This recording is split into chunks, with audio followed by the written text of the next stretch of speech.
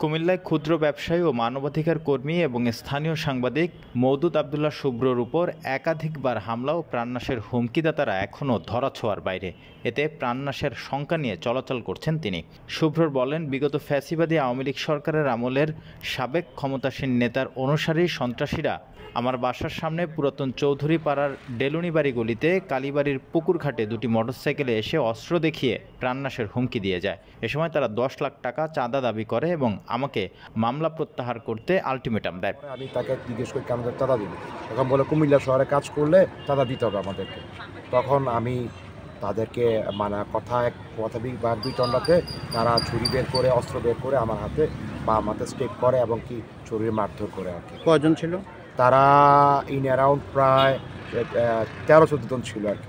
2-3 দিন যাবত এই ডিস্টার্বটা করতেছে, দুইটা হুন্ডা এবং কিছু সমাজের নির্দিষ্ট জাতের লোক তাদের কন্টিনিউ ডিস্টার্ব করতেছে। কখন হলে তারা ছাড় হয়ে যায়, কখন হলে তারা বিভিন্ন রূপে আসতেছে। আমরা এটা প্রতিকার চাইছি।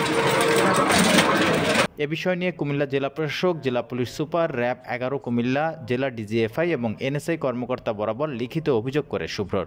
মওদুদ ভাইয়ের মামলাটা থানায় রুজু হওয়ার পর মামলার তদন্তভার আমার উপর হাওলা হয়।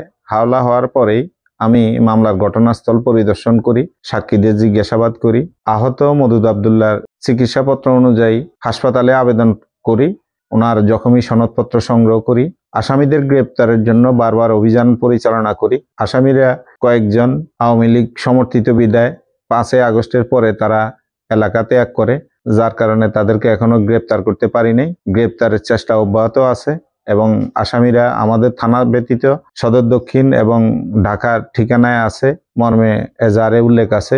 সেই মোতাবেক অনুসন্ধান স্লিপ প্রেরণ করা হয়েছে। যত সুন্দরভাবে সুষ্ঠুভাবে মামলাটি তদন্ত করে প্রকৃত দোষীদের আইনের আওতায় সোপর্দ করার জন্য তদন্ত অব্যাহত আছে।